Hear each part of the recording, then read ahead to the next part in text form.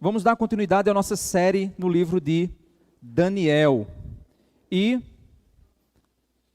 a mensagem de hoje, o tema dela vai ser: Daniel clama por sua nação. E você? Tem clamado por sua nação? Eu tenho, pastor. Eu tenho clamado para esse governo que está aí sair e entrar outro.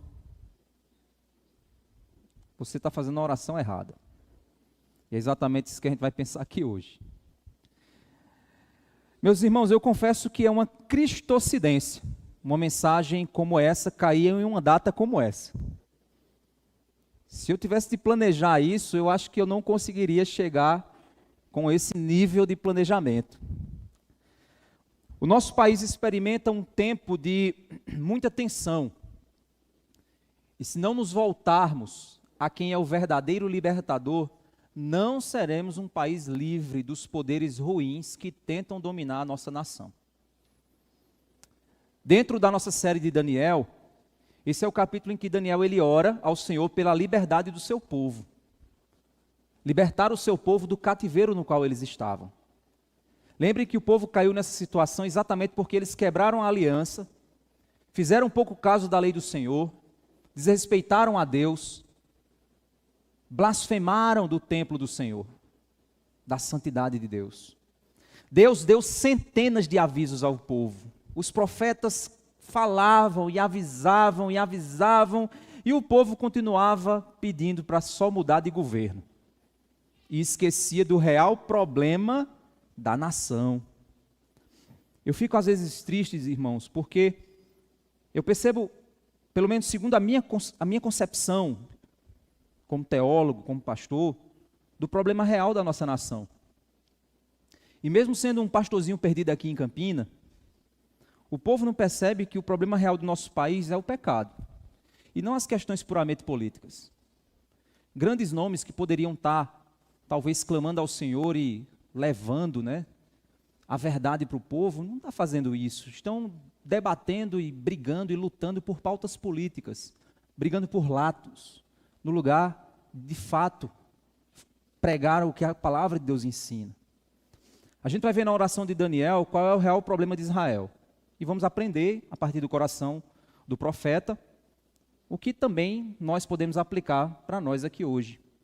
Já que nós não somos a nação de Israel, mas somos uma nação que também tem passado por batalhas e que tem pecados que precisam ser tratados. Vamos abrir nossas Bíblias então em Daniel capítulo 9. Daniel capítulo 9, nós vamos ver do verso 1 até o verso 19. O verso 1 e 2 é exatamente os versos que vão posicionar o momento em que Daniel está orando. E ele está dizendo então, do capítulo 9, verso 1, que no primeiro ano do reinado de Dario, filho de Assuero, da linhagem dos Medos, que foi constituído rei sobre os caldeus. No primeiro ano do seu reinado, eu, Daniel, entendi pelos livros que, de acordo com o que o Senhor havia falado ao profeta Jeremias, a desolação de Jerusalém iria durar 70 anos. Então, Daniel, ele estava estudando a palavra de Deus. É interessante. Daniel estava estudando um outro profeta. Ou seja, ele está fazendo o que a gente faz aqui. A gente estuda os profetas, estuda as escrituras, nós buscamos compreender o que Deus falou por meio daquilo que está escrito. Daniel estava fazendo exatamente isso. Daniel estava estudando Jeremias, porque Jeremias tinha sido o profeta que tinha avisado ao povo: gente, se convertam dos seus pecados, porque vai vir uma nação que vai oprimir vocês. E o povo nada, Quando a gente vê lá em Jeremias, enquanto Jeremias era esse profeta do caos, existiam os profetas da bênção.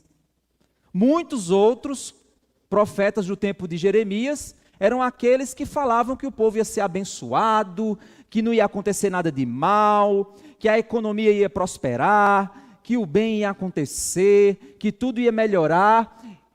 E Jeremias dizia: não, porque vocês estão pecando, vocês estão corrompidos, vocês estão esquecendo da aliança de Deus. Então arrependam-se, porque está vindo desgraça sobre Israel. E aí o povo ficava revoltado com Jeremias, porque dizia que ele era o profeta do caos, o profeta da desgraça, o profeta da boca de praga. O profeta que estava dizendo para o povo, olha, tudo vai dar errado. Enquanto tinha muitos outros que diziam que tudo ia dar certo. Isso não é muito diferente de hoje em dia, irmãos. Podem olhar igrejas grandes que estão lotadas nos dias de hoje, onde tem profetas, exatamente nesse exato momento, talvez nesse horário, ou um pouco mais tarde, ou um pouco mais cedo, vão estar dizendo para o povo que a tua vitória vai chegar, que Deus está aqui para te honrar, que Deus vai te dar benefícios, que você vai ter a sua vitória, e as pessoas estão aplaudindo, desejosas, dizendo assim, estou a fim de ir para a igreja hoje para ouvir alguma coisa que vai aliviar a minha tensão. E o que nós temos muitas vezes no púlpito é um evangelho terapêutico, para fazer você se sentir melhor. E você sair do culto se sentindo melhor, porque Deus me ama, Ele se importa comigo, Ele vai me dar o que eu preciso, Ele vai... E o profeta do caos, o cara que está dizendo para você, arrependa-se dos seus pecados. Sabe aquela mentira que tu falou? Aquilo é pecado. Sabe aquele site que você entrou essa semana? É pecado aquilo ali. Sabe aquilo que você assistiu? É pecado. Esse profeta, ele não é ouvido. Esse profeta, ele é evitado. Esse profeta não enche igrejas. A não ser que as pessoas queiram ouvir a palavra da verdade. Eles queiram ouvir Jeremias, no lugar dos profetas da prosperidade. Após avisar, e Jeremias foi o último a avisar, e avisar, e avisar, o povo não ouviu, e então a desgraça veio sobre a nação, o povo foi para o exílio babilônico. Só que, dentro das profecias de Jeremias, ele havia dito que quando o povo fosse para o exílio, que o último rei caísse, passaria 70 anos de exílio. Aqui a gente já tem 68 anos de exílio. Daniel já está com seus 85 para 90 anos de idade. Já é um senhor de idade.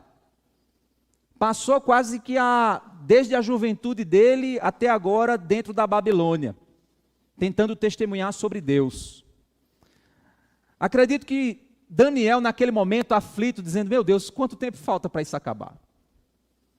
Ele então vai estudar o profeta Jeremias, e ao estudar o profeta Jeremias, ele percebe então que aquele momento de desolação de Jerusalém estava profetizado que duraria 70 anos. Pelos cálculos, Daniel havia percebido que havia já se passado em torno de 68 anos, então faltam apenas 2 anos para o povo ser liberto. No verso 3, o que nós vemos é que Daniel é comovido diante desse estudo. Ele é comovido não somente diante do que ele vê o Jeremias falando e o povo não ouvindo, diante do exílio, diante daquilo que havia sido avisado e o povo endureceu seu coração, mas ele também se comove diante da condição espiritual que o povo ainda permanece. Mesmo com o chicote no lombo, o povo ainda não reconhece. Irmãos, isso é muito semelhante ao que nós sentimos às vezes, se você quiser pregar as Escrituras da forma correta. Porque às vezes a gente pode dizer que na nossa nação o problema não é o lado A ou o lado B. O problema é o pecado dessa nação, irmãos. Mas o que a gente vê são os crentes lambendo a rapadura, a baba descendo na internet, espumando para defender lados, ou para atacar lados, no lugar de atacar o pecado. E muitos crentes acham que os pastores machões são aqueles que estão agarrados com a bandeira do Brasil na mão, gritando na praça que o lado A é melhor do que o lado B. Eles acham que é isso. Eles acham que esses são os Jeremias dessa... Não são só mais pessoas vendidas a lados políticos. Eu não estou dizendo que você não tem que escolher um lado para votar. Tem que escolher sim, o menos mal. Tem que sim. O menos mal você tem que escolher para votar. Também esse negócio de é tudo igual, eu vou votar nulo. Isso é coisa de isentão. Porque a gente trava uma guerra, a gente trava uma batalha. Você tem que ser esperto, você tem que ser inteligente. Essa conversinha que tem uns influenciadores aí na internet, dizendo, não, é porque é tudo ruim, então não vote em ninguém. Aí você entrega ao diabo. Você precisa tomar uma decisão consciente e coerente com a sua fé. Não é que você está santificando um lado político, mas você está sendo esperto, meu camarada. É somente isso, você está sendo sábio. Está sendo simples como as pombas e prudentes como as serpentes.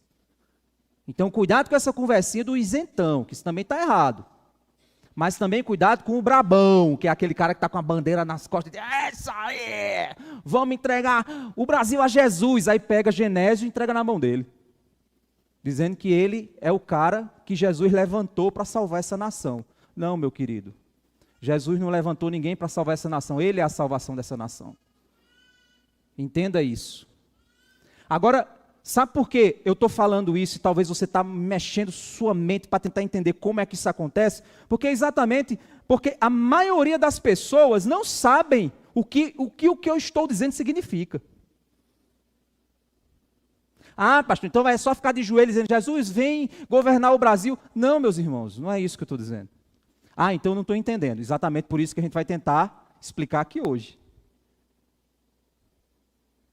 O problema da nossa nação é o pecado. E nós estamos experimentando os efeitos da nossa corrupção. Não se enganem, meus irmãos. Aquele congresso, aquela Câmara ali, aquilo é um balcão de negócios.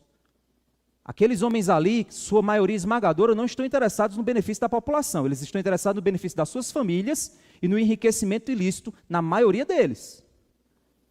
Eles falam bem com você, eles tratam bem você, eles prometem coisa a você para adentrar ao poder. E quando eles adentram ao poder, aquilo se torna um balcão de negócios, onde o Brasil é dividido entre eles, como se fossem espojos de uma guerra.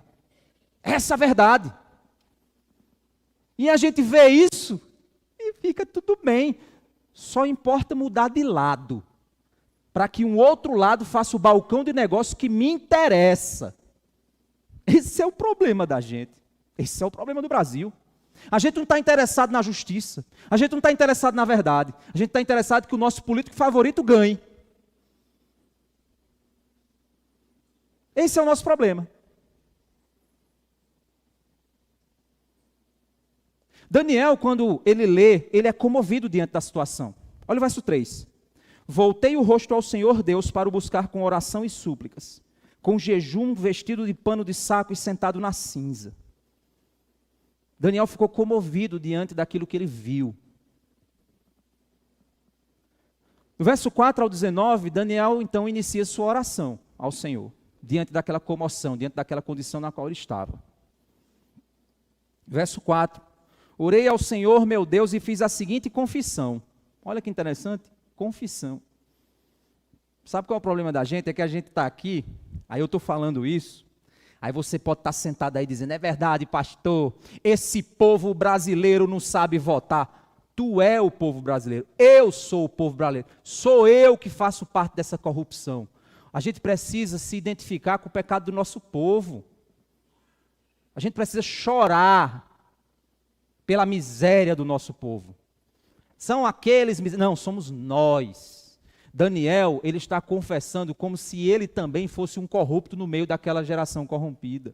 Isaías, quando é chamado, ele diz, ai de mim, sou um homem de lábios impuros no meio de uma geração de impuros lábios. Mas a gente fica na internet acusando o lado A, lado B, brigando e se pondo como santarrão no meio do processo. No lugar da gente jogar pó sobre a cabeça, cinzas sobre a cabeça. Gente, que coisa feia foi esse desfile de hoje. Que pobreza, que tristeza, gente. Nós já vimos desfiles ali tão lindos. Eu já tive a oportunidade, junto com o Silvio, a gente foi no desfile em 2000 e não lembro mais. A gente foi pelo Senai participar de um desfile lá. Rapaz, que coisa fantástica, coisa linda. Tanta criança com bandeira do Brasil pintada no rosto, os aviões passando. Gente, que coisa linda, gente. Que coisa pobre, triste. Aconteceu hoje. E no lugar da gente jogar cinza sobre a cabeça e chorar, a gente está brigando na internet. É porque é o lado A, kkkk, ei, deu errado. Feito moleques. Nós somos moleques. No lugar de sermos cristãos maduros e chorarmos a miséria que esse país está se tornando. Daniel olhou e disse, que coisa horrível essa nação está. Ele jejuou, ele ficou sem comer, ele jogou cinza sobre a cabeça, ele se vestiu de pano de saco como luto, porque é sinal de luto. E ele foi orar a Deus e dizer, Deus, que situação triste. Mas tem gente de lado A e lado B que está querendo transformar você em massa de manobra, e você está sendo manobrado por eles. Quando você fica lá na internet, é isso que você está sendo, massa de manobra. Manobrado, no lugar de você pegar seu coração e manobrar para o céu. Irmãos, eu estava escrevendo esse esboço aqui, eu chorei enquanto eu escrevia. Eu olhei, eu disse, meu Deus, que tristeza. Eu sei que se a gente for abrir o coração aqui e falar de tudo que a gente tem no nosso coração, a gente passaria aqui 3, 4, 5 horas e vocês não teriam tempo para isso. Mas é muito triste, gente. Talvez alguns aqui não me conheçam, conviver comigo, mas eu amo o meu país, eu acho lindo a nossa nação. E a gente viaja por aí fazendo missões. Eu já tive a oportunidade de ir para outros países. Gente, como a nossa nação é linda, gente. Como eu me sinto feliz e orgulhoso por ter nascido brasileiro. Como é lindo o nosso país. Fui agora para Roraima, meu Deus, que diversidade de língua, diversidade de sotaque, diversidade de gente, diversidade de cultura, diversidade de comida. Gente, eu já comi cada comida estranha. Eu vou para um canto novo, eu digo assim, qual é a comida mais estranha que vocês têm que eu quero comer? Michele disse que algum dia eu vou morrer por causa disso. Mas eu tento ver, eu admiro essa diversidade, eu amo o Brasil. Eu imagino que você também ame essa nação. Mas como é triste a gente ver o que está acontecendo. E aí Daniel ora. Ele ora por sua nação. Isso ensina a gente a orar pela nação. No verso 4, orei ao Senhor meu Deus e fiz a seguinte confissão. Ah, Senhor, Deus grande e temível, que guardas a aliança e a misericórdia para com os que te amam e guardam os teus mandamentos. Primeira coisa que Daniel faz é exaltar a grandeza de Deus. Você não está chegando diante de um Zé Mané, você está chegando diante do Deus santo, soberano, do Deus infinito. Ele pode fazer você virar pó, simplesmente se ele estalar os dedos, sua existência é apagada, o universo inteiro vira pó. Então você está chegando diante da presença do Todo-Poderoso, e ele reconhece isso, ele diz, Senhor, grande e temível, que guardas a aliança e a misericórdia para com os que te amam e guardam os teus mandamentos. Daniel confessa o pecado de sua nação, Daniel reconhece o grandioso poder de Deus, a sua fidelidade com o seu povo, que ama e guarda os seus mandamentos. Deus é fiel, irmãos, para quem ama a lei do Senhor. Para quem ama a lei do Senhor, Deus, ele se põe como fiel. Ele quer abençoar aqueles que amam a lei dele.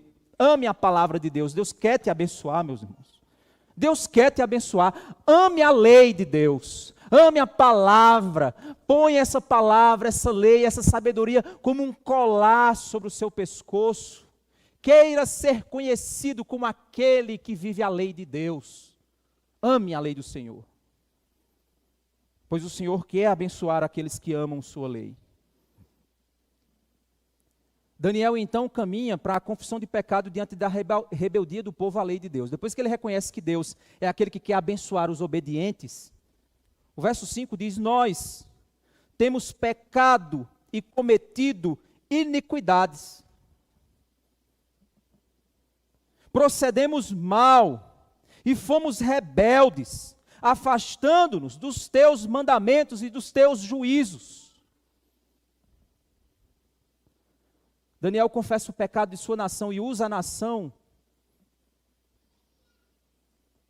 e mostra como é que a nação é rebelde, como é que ela procede mal, como é que ela se afasta dos mandamentos do Senhor. Eu tive a oportunidade de conversar com um pastor, amigo, uma pessoa muito especial, de outro país, um país que tem sofrido aí durante anos, com um governo terrível. Às vezes até é complicado a gente fazer certos comentários, porque às vezes a gente pode ter que ir para países assim. Aí o cara pega um vídeo e diz, olha, tá vendo, isso aí é contrário. Mas eu perguntei a ele, eu disse, o que é que aconteceu na época em que essa coisa toda ia acontecer? Ele disse, o principal pecado do nosso povo foi idolatria. A gente começou a achar que homens salvassem, governos salvassem o povo. E a gente começou a entregar tudo para o governo. A nossa liberdade, o nosso pensamento, o nosso coração, a nossa fé. As igrejas começaram a entregar-se. E eles foram dominando, até que não sobrou mais nada. E a gente ficou nessa situação que a gente está agora.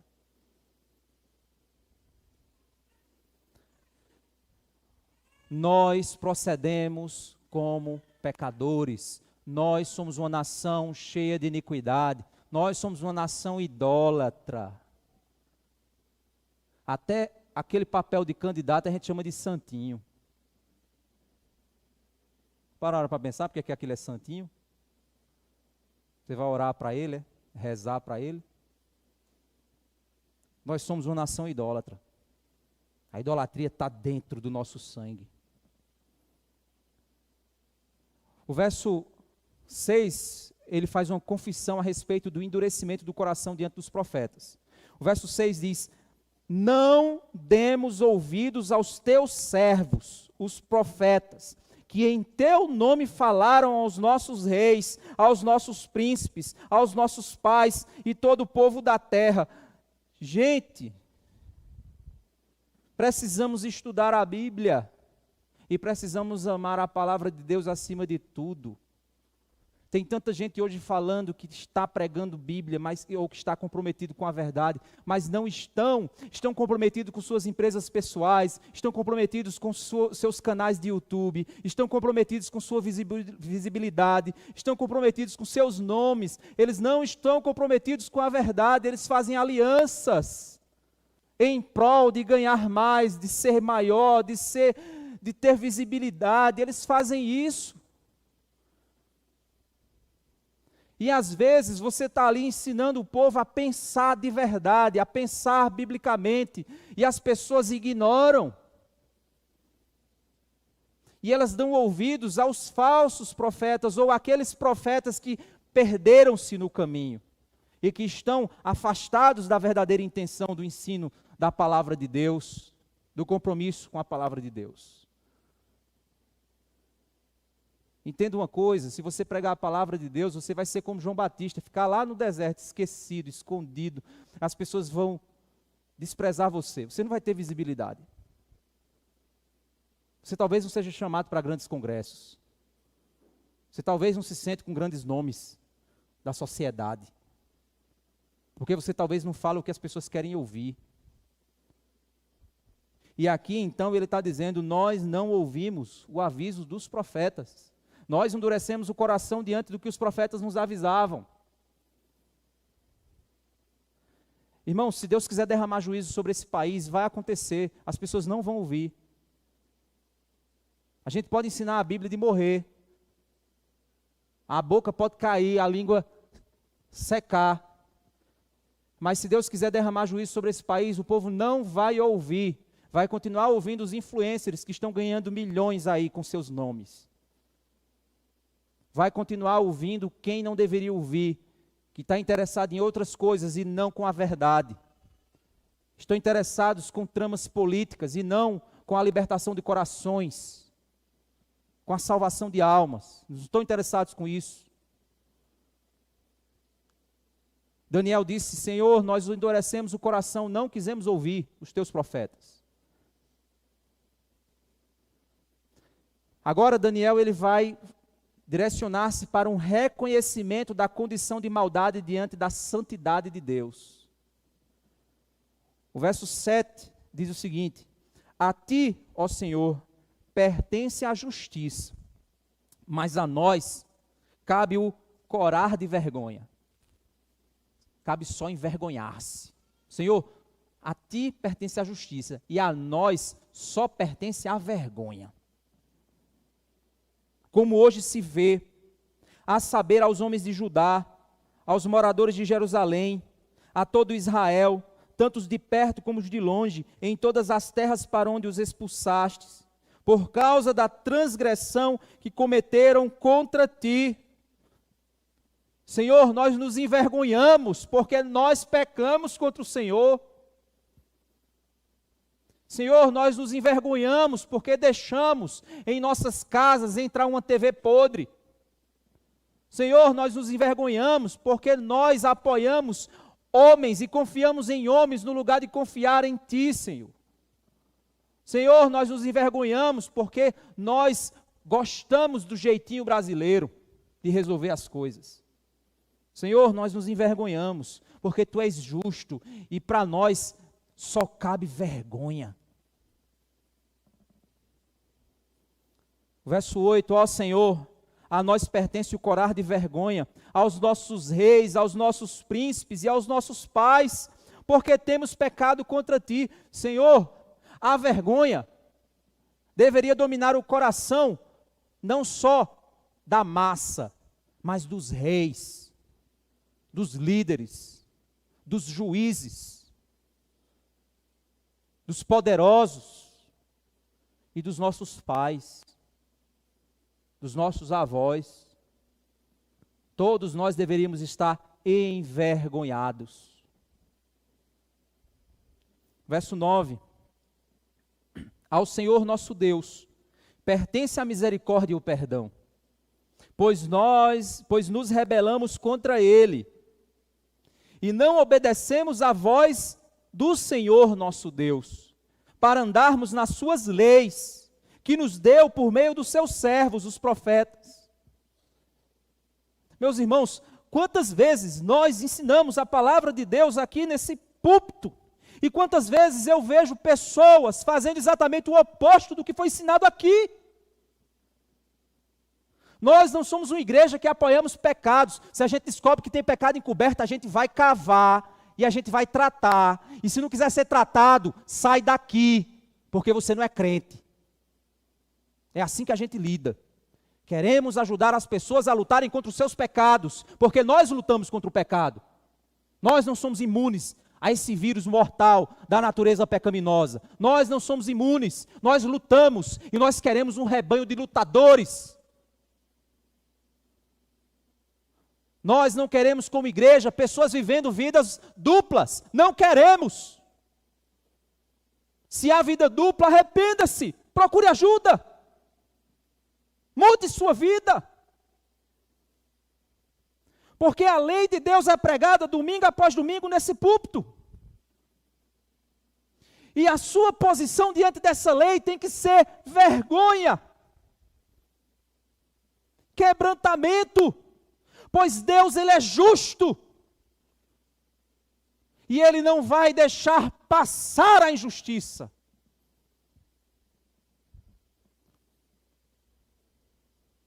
O verso 11 diz: sim, todo Israel transgrediu a tua lei, se desviou, deixando de ouvir a tua voz.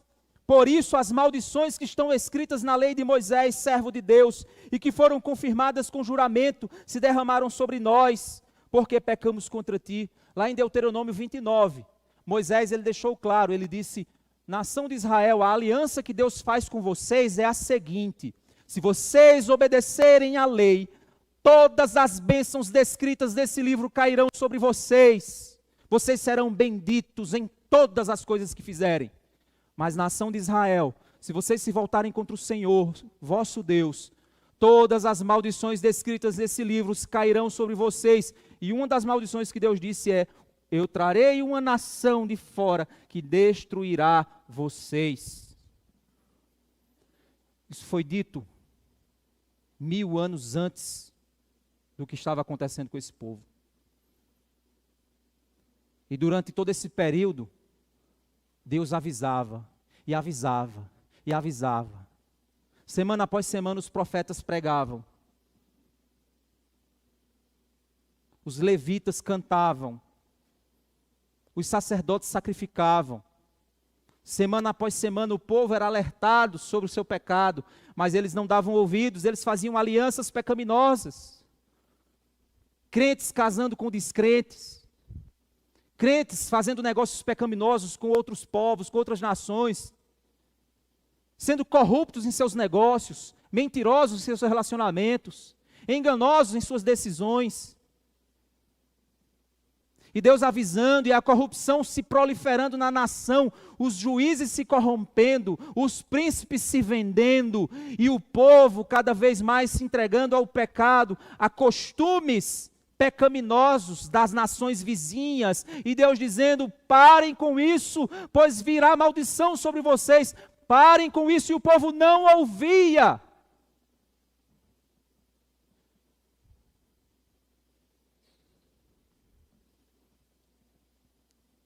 O verso 12, ele diz: ele confirmou a sua palavra que falou contra nós, contra os nossos juízes que nos julgavam, e fez vir sobre nós um grande mal. Nunca antes debaixo do céu havia acontecido algo como aconteceu com Jerusalém. E aí Daniel agora reconhece a dureza do povo. O verso 13 a 14, ele diz o seguinte: como está escrito na lei de Moisés, todo este mal nos sobreveio, mas mesmo assim não temos implorado o favor do Senhor nosso Deus. Todo esse mal veio sobre a nação de Israel. E Daniel está dizendo, mesmo assim o povo não clamou. É a mesma coisa que está acontecendo agora. As coisas estão acontecendo. Irmãos, pecado, ele cobra. O pecado, ele causa caos. Ele cobra o seu resultado. Corrupção, engano, mentira, injustiça, venda disso, venda daquilo, assistencialismo, imoralidade, tudo isso cobra resultados. E uma cultura que se apoia nisso vai ter aquilo o que colher. E nós, como nação, estamos colhendo a nossa corrupção. Estamos colhendo o nosso mal.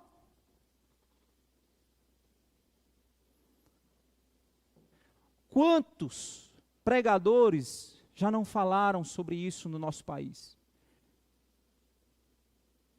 E no lugar do povo de Deus clamar do jeito certo, eles só mudam de lado político e começam a lutar por um lado.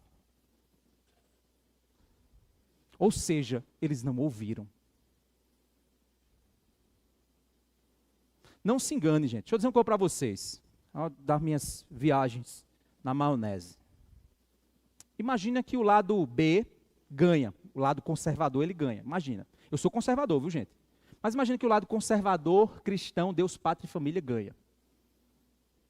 A maioria das igrejas que se aproximam desse lado político, que vão apoiar esse lado político, são igrejas neopentecostais. Igrejas interessadas em dinheiro. Líderes poderosíssimos, com igrejas milionárias, vão se aproximar do governo, porque o governo fala de Deus, pátria e família. Pastores vão assumir posições dentro de um governo assim, para receber apoio das massas evangélicas. Aí na hora que a corrupção começar a se instalar religiosamente no Brasil, um barbado como eu não vai ficar calado.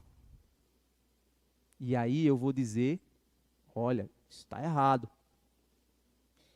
Em nome de Jesus, eu serei perseguido. Você será perseguido para manter o sistema democrático de Deus, pátria e família. O porrete só mudou de mão, mas o pecado continua o mesmo. Você está entendendo a lógica? Ah, pastor, então é melhor do jeito que está? Não é.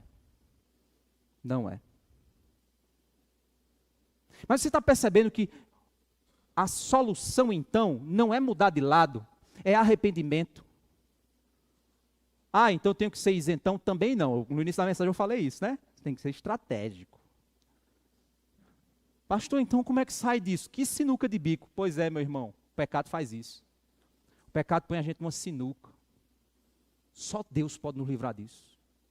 E aí os pastores Jeremias das igrejas, eles precisam chamar o povo a entender isso. Estamos numa sinuca. Ou a gente cai numa panela quente de água ou numa panela quente de óleo. Deus, pelo menos a panela quente de água, ainda não sei se o cabo ainda aguenta um pouquinho, mas pelo menos eu vou escolher a de água para pelo menos eu ter pelo menos uns, sei lá, uns 4 anos de liberdade para eu poder bater de frente. Porque se eu for na de óleo, já é fatal. Então vamos ser espertos. Aí vamos aqui, porque agora a nação vai clamar, se arrepender. Mas o que é que a gente faz? Automaticamente a gente bota o santinho na nossa parede, com a faixa presidencial, e começa a acender vela para ele. Porque a gente só mudou de ídolo. E a raiz do nosso mal brasileiro não foi tratado. Não foi tratado. É um processo complexo, irmãos. É por isso que somente Deus é capaz de nos salvar. Somente Cristo é capaz de nos libertar. O povo endureceu o coração. O verso 13 e 14, quando ele diz este mal escrito, quando ele diz que mesmo assim não temos implorado o favor do Senhor nosso Deus. Vamos ler de novo, verso 13, como está escrito na lei de Moisés, todo este mal nos sobreveio, mas mesmo assim não temos implorado o favor do Senhor nosso Deus, para nos convertermos das nossas iniquidades e nos aplicarmos à tua verdade. É exatamente isso, gente. E quantos pastores não estão fazendo isso? Esse tempo de política revelou, esse tempo de pandemia revelou muita gente. Tanto o hashtag uma coisa como o hashtag outra coisa. Revelou corações idólatras. A igreja deveria ter sido luz, mas os crentes correram para debaixo das camas com medo de morrer. E deixaram o debate completamente político e deixamos de ser luz. E começamos com teoria da conspiração, que a vacina é isso, que a vacina é aquilo, que isso é aquilo outro, que não sei o que lá. E essa loucura toda, a igreja fechando. Povo se desviando, políticos dominando e o caos instalado. E no lugar disso, os pastores participando da viagem da maionese. No lugar de pregar o evangelho, de apontar para Cristo, de apontar para o lugar certo. Gente, como eu louvo a Deus, irmãos. Vocês não imaginam, foi um desafio. Hoje eu olho para trás, eu digo, meu Deus, quando começou lá lockdown, e eu sabia que o nosso rebanho aqui estava assustado, eu sabia que esse rebanho estava assustado. Gente, eu recebi pressão de membro aqui da igreja dos dois lados. Pastor, tem que ficar aberto. Eu digo, não, peraí. Tem que fechar. Não, peraí. Gente, era uma pressão no juízo. E eu dizendo, Senhor, eu não quero escolher um lado para eu ir, eu quero escolher o lado da tua palavra. Mostra, Senhor, o que deve ser feito.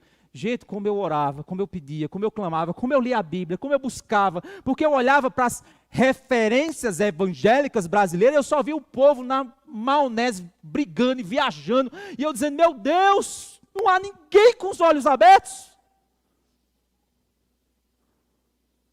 Como eu louvo a Deus, irmãos, que a nossa igreja na pandemia não diminuiu um membro, nem por morte, nem porque deixou a igreja. Pelo contrário, da pandemia para cá a gente vem só crescendo. Como eu louvo o Senhor por isso. E se você disser, pastor, quer voltar? Eu não quero voltar para isso novo não, porque foi uma experiência horrível. Vocês lembram as videochamadas que a gente fazia para orar? A gente tirava print e jogava no grupo. O rosto de cada pessoa. Teve gente que a família faleceu, a gente não podia nem visitar a pessoa para ajudar ela naquele momento de dor. Aí eu ficava de longe pensando na pessoa, dizendo, rapaz, que situação terrível, Senhor, abençoa a vida daquela pessoa. Mas assim, eu como pastor não posso ir, mas manda um anjo lá. Como foi difícil. Mas como a igreja esqueceu de ser sal, de ser luz, como a gente se entregou. E eu tenho certeza que teve gente aqui, nas mensagens que eu pregava, eu falava de hashtag aquilo, hashtag isso. E eu tenho certeza que teve gente que ficou com raiva de mim. Eu tenho certeza. Que ficou talvez me xingando no seu coração assim, você é um safado. Mas eu espero em Cristo que agora você possa olhar para trás e dizer, ele tinha razão. Certa vez eu fiz um treinamento pelo Prega a Palavra no livro de Ezequiel. E foi um tempo que a gente estava no início da revitalização aqui, às vezes acontecia coisas assim que a gente ficava triste, com o coração chateado. E eu dizia, meu Deus, o que eu faço? Aí o livro de Ezequiel tem um momento em que Ezequiel está tão atribulado, que Deus chega para ele e diz assim, não se preocupa não, porque se o povo não te ouvir, um dia o povo vai dizer, houve um profeta entre nós. Um dia o povo vai dizer.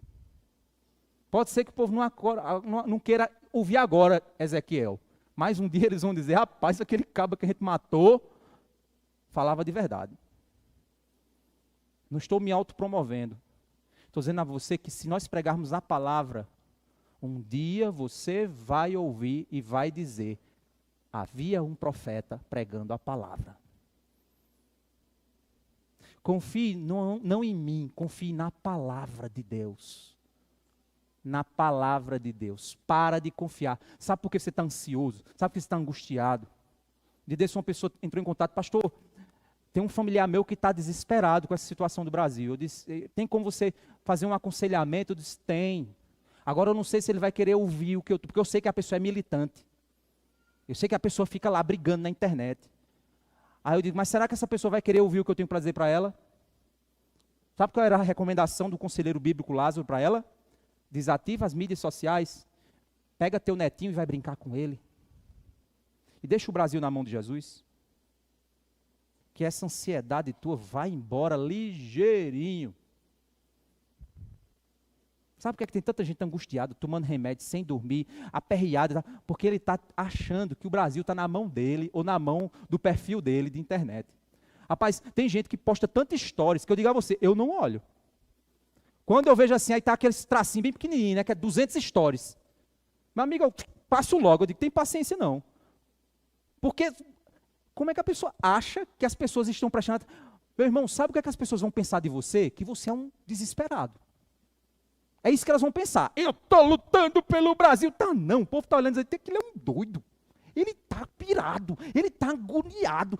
Meu irmão, descansa. Você pode estar com raiva de mim no que eu estou dizendo agora. Você pode estar doido para pegar uma pedra e tacar em mim, como tacaram em Jeremias. Mas eu estou dizendo isso para teu bem. Eu estou dizendo isso para tu achar paz e se alegrar com a vida. A vida é maravilhosa, a vida é uma coisa linda que Deus deu a gente. Vai brincar com teus filhos, vai brincar com teu neto, vai brincar com teu bisneto se tu tiver. Vai num restaurante, vai comer uma comida, vai pedir um pirão bem gostoso, vai lá, vai viver. Sai da internet e vai viver. As pessoas não escutam, irmãos. Verso 14, ele diz, o Senhor tinha preparado este mal e o fez cair sobre nós, pois o Senhor nosso Deus é justo em tudo o que faz, e nós não obedecemos a sua voz. E aí, ele clama, ó Senhor nosso Deus, que tiraste o teu povo da terra do Egito com mão poderosa, e adquiriste a fama que tens até o dia de hoje. Nós temos pecado e cometido iniquidade. Ó Senhor, segundo todas as tuas justiças, afasta a tua ira e o teu furor da tua cidade de Jerusalém, do teu santo monte, porque por causa dos nossos pecados e por causa das iniquidades de nossos pais, Jerusalém e o teu povo se tornaram objeto de deboche para todos os que estão ao redor de nós. E agora, ó nosso Deus, ouve a oração e a súplica do teu servo, por amor do Senhor, faze resplandecer o teu rosto sobre o teu santuário, que está abandonado. Inclina, ó Deus meu, os ouvidos e ouve. Abre os olhos e olha para a nossa desolação e para a cidade que é chamada pelo teu nome. Lançamos as nossas súplicas diante de ti, não porque confiamos em nossas justiças, mas porque confiamos em tuas muitas misericórdias. Justificação pela fé. é o centro da fé cristã, que o catolicismo não entende. O catolicismo não ensina isso. Justificação pela fé. O catolicismo ensina que você tem que fazer uma série de rituais para achar salvação. Nós acreditamos que a salvação não vem por nossas obras, mas vem porque nós cremos na misericórdia de Deus, que não nos dá o que merecemos, mas nos dá o que não merecemos, porque pela graça sois salvos, por meio da fé. Isto não vem de vós, é dom de Deus, não vem de obras para que ninguém se glorie. Daniel está dizendo, Senhor, não olha para as obras da nossa nação, não olha, porque se o Senhor olhar e tentar achar justiça nas nossas mãos, o Senhor só verá iniquidade, Senhor. Então derrama graça sobre nós, nos salva, não segundo as nossas obras, mas olha para a tua misericórdia e a partir da tua misericórdia derrama sobre nós salvação. Você que está aqui e ainda não conhece Jesus, entenda isso. Se você tentar ser salvo pelo seu esforço pessoal, você não vai conseguir, porque não há absolutamente nada nas suas mãos que possam te salvar. As suas mãos estão meladas de pecado, de iniquidade e de sangue. Ah, mas eu não sou tão errado assim. Então a salvação está distante de você. Porque o reconhecimento de pecado é o primeiro passo para a salvação. Corar de vergonha é o primeiro passo para ser salvo. Porque quem está envergonhado do seu pecado, acha na misericórdia de Deus a graça para salvar. Então, Senhor, nos salva pela tua graça, pela tua misericórdia. Inclina, ó Deus, meu, verso 18, os ouvidos e ouve, abre os olhos e olha para a nossa desolação e para a cidade que é chamada pelo teu nome. Lançamos as nossas súplicas diante de ti, não porque confiamos em nossas justiças, mas porque confiamos em tuas muitas misericórdias. Ó Senhor, ouve. Ó Senhor, perdoa. Ó Senhor, atende-nos e age. Não te demores, por amor de ti mesmo. Ó meu Deus, porque a tua cidade e o teu povo são chamados pelo teu nome. Não deixa que o teu nome seja associado à condição na qual nós estamos. Nos salva, Senhor. A Europa já experimentou um avivamento. A China também, há muitos anos atrás. Estados Unidos já viu o avivamento. A nossa América Latina até hoje não. É uma das culturas mais adeptas à idolatria política, ao assistencialismo. A cultura latina é essa cultura do eixo sul aqui, está podre de pecado. Deus, que antes da gente partir a gente possa ver um avivamento. E que o Brasil seja o país do avivamento. Que haja lágrima, que haja choro pelos nossos pecados. Que uma das reuniões do STF desça lágrimas naqueles juízes. Confissão de pecados, renúncia por causa de arrependimento. Que haja arrependimento em nossa nação. Daniel clama por justiça, baseada na misericórdia de Deus, e por conversão dos corações para livrar sua nação da condição de vergonha, para a manifestação da glória de Deus. Vocês vão ver a resposta de oração de Daniel aqui. Próxima semana a gente vai ver que Deus responde a oração dele. E Deus responde dizendo que ele não vai resolver só o problema de Israel. Mas ao resolver o problema de Israel, ele vai resolver o problema do mundo inteiro. Eita que Deus! Deus gracioso, onde o pecado abunda, superabunda a graça.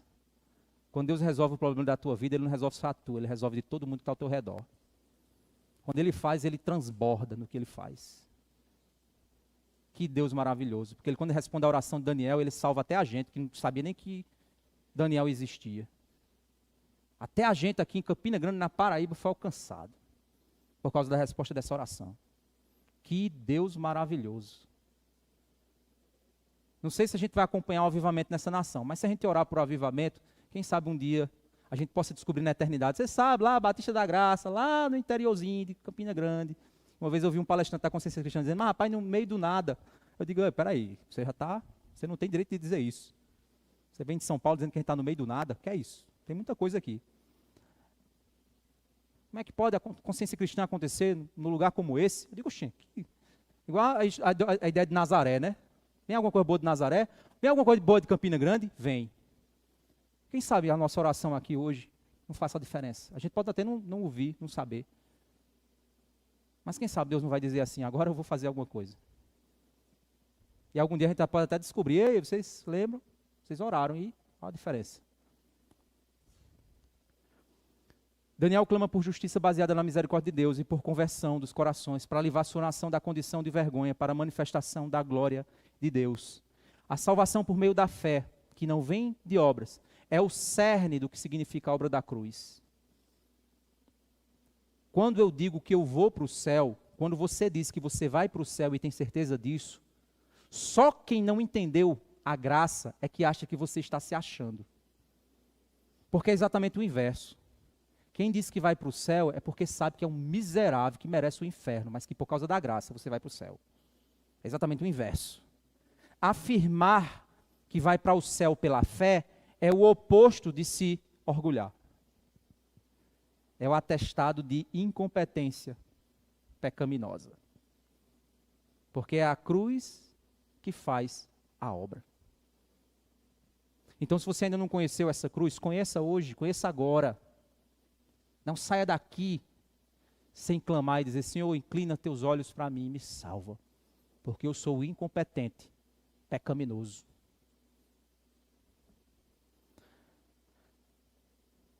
Daniel está orando e em sua oração está revelando a doutrina da justificação pela fé. Deus planeja salvar seu povo de seus pecados ao levar a eles o devido arrependimento da nova aliança, que será firmado na era da igreja. Porque a resposta da oração de Daniel é exatamente a nova aliança. Daniel, você estudou que vão ser 70 anos? Daniel, lembra que lá está dizendo que eu vou escrever a lei no coração do povo. Eu vou fazer uma nova aliança, Daniel. A resposta da tua oração é que eu vou fazer tudo novo. Eu vou dar um coração novo para esse povo que não se arrepende. Eu vou mudar a mentalidade deles. A aplicação disso para nós, irmãos, é que o verdadeiro arrependimento, em primeiro lugar, ele envolve, em primeiro lugar, reconhecer e se envergonhar de seu pecado diante de Deus. Corar de vergonha. Segundo, deve reconhecer que é primariamente contra Deus todo pecado. Quando você adultera, você pecou contra sua esposa. Mas antes você pecou contra Deus, achando que sua esposa não é suficiente para você. Porque sua esposa é provisão de Deus para você. Então, quando você adultera, é porque você está dizendo para Deus que aquela sua esposa não é suficiente e que Deus errou no presente que Ele te deu. Então, o primeiro pecado é contra Deus. Todo pecado, em primeiro lugar, é contra Deus. É ingratidão. É negação da sabedoria divina. Então, você deve reconhecer que todo pecado seu, em primeiro lugar, é contra Deus. Então, arrependa-se do seu pecado contra o Santo, Santo, Santo. Terceiro, deve perceber o que significa a dureza de coração ao olhar ao lado para outros que não desejam se arrepender e se entristecer por isso. A pessoa verdadeiramente arrependida, ela adquire uma habilidade de olhar pessoas de coração duro. Ela consegue perceber, quando ela quebra o coração dela, ela olha para o lado e faz, rapaz, aquele cara está de coração duro. E eu estou vendo isso. Hoje eu consigo ver, porque o meu coração foi quebrado. E eu estava com um coração igual ao dele. Quarto, olhar para a misericórdia de Deus como o único caminho para a salvação, pois se focar em nossas obras seríamos condenados, certamente. Ter essa convicção forte em seu coração é o caminho para ser salvo. Entender que se Deus nos condenar, Ele é justo, pois sua palavra e a consciência que pôs em nós nos revela que se Deus nos condenar, Ele é justo ao fazer isso, porque nós somos pecadores. Então você tem que ter consciência disso. Se você for para o inferno hoje, Deus é justo, santo e bom por lhe condenar. Não aceito. Então você está distante do caminho da salvação. Você precisa reconhecer isso. E a partir disso, o quinto ponto, confiar que se a justiça de Deus não se basear em sua misericórdia, Ele não nos salvará. Porque se Deus fizer justiça, Ele nos condena. Mas se Ele derramar misericórdia em Cristo Jesus, Ele nos salva. Então, como é bom se refugiar debaixo da cruz. Como é bom ser livre do nosso próprio mal por causa de Cristo. E o que é que a gente pode pensar em relação à nossa nação? Será que nós estamos com vergonha do que estão nos vendo nas notícias? Ou estamos apenas com ódio mesmo doido para que o poder saia da mão de um e vá para a mão do outro. Você acha que é só isso que resolve? Será que entendemos que o problema não são os que estão no poder, mas porque eles estão no poder e porque governam da forma como estão? É o porquê eles estão ali e porquê governam. Esse é o problema. Irmãos, eu tive a oportunidade de viajar para alguns países, conhecer pessoas de outras nacionalidades, em empresas que eu trabalhei. Rapaz, eu senti uma alegria tão grande de ser brasileiro. Quando eles sabiam que eu era brasileiro, apesar de eu ter essa cara de turco, né, segundo eu aprendi lá em Moçambique, a minha cara é de turco. Apesar de eu ter essa cara de turco, mas quando eles sabiam que eu era brasileiro, eu percebia como eles recebiam com uma alegria, como o rosto deles mudava. Porque brasileiro é conhecido como gente amigável. Nós somos conhecidos como pessoas amigáveis. É engraçado porque o que acontecia é que quando brasileiro, oh, Pelé, futebol.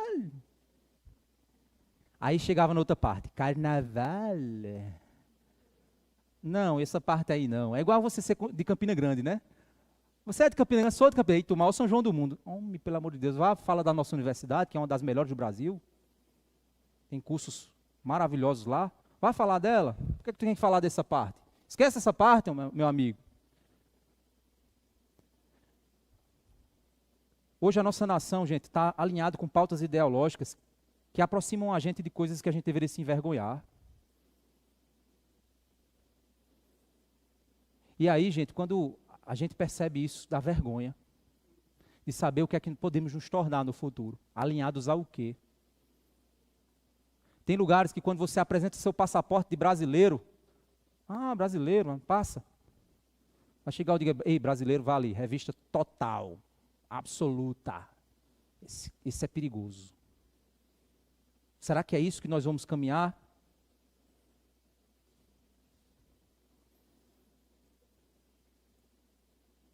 Como eu ficava envergonhado quando alguém chegava para mim, e quando percebi que eu era brasileiro, vinha falar do carnaval. Mulheres seminuas dançando, as brasileiras. Oh, meu amigo. Uma vez, na Inglaterra, eu estava com os alunos de um intercâmbio. E aí tinha um homem de outra nacionalidade, vou comentar aqui para não gerar xenofobia, porque não era culpa da nacionalidade dele, era culpa dele, né? Ele tentou agarrar, fosse uma brasileira, uma menina da nossa turma. E aí a brasileira, não, sai daqui. Eles, não, vem cá, e fazendo o sotaque dele. Vem cá, e ela empurrava, aí foi que os outros 2 rapazes brasileiros, inclusive eu também, ei, meu irmão, deixa ela em paz. E aí depois a gente foi conversar com ela, ela disse, olha, é tão ruim porque uma menina bonita, o corpo de brasileiro é um corpo diferente dos outros países, né? É um corpo encorpado. E aí ela dizia, é tão ruim quando a gente, sabem que a gente é brasileiro, eles acham que a gente é mulher fácil. Olha que coisa feia. Por causa do carnaval, por causa de Anitta, por causa dessas coisas que a gente tem por aí. Aí a gente é associado, as mulheres acabam sendo associadas àquilo que elas não gostariam.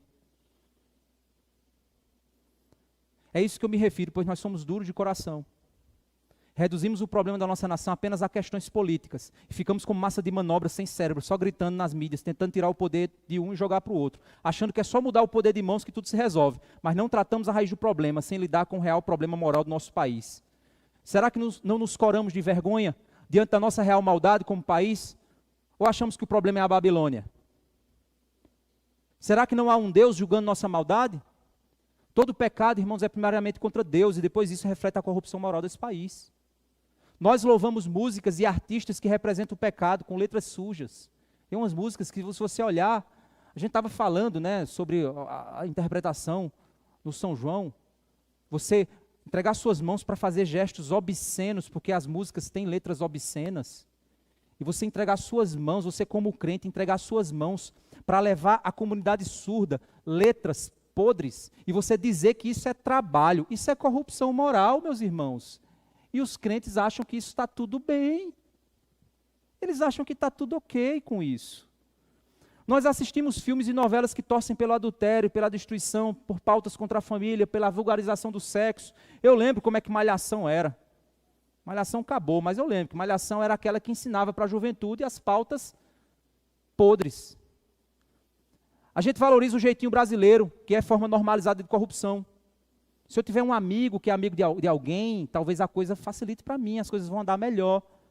Se você for honesto, você é besta, mas se você for desonesto, você é o esperto. Esse cara sai se dá bem, ele é esperto, mas ele é desonesto.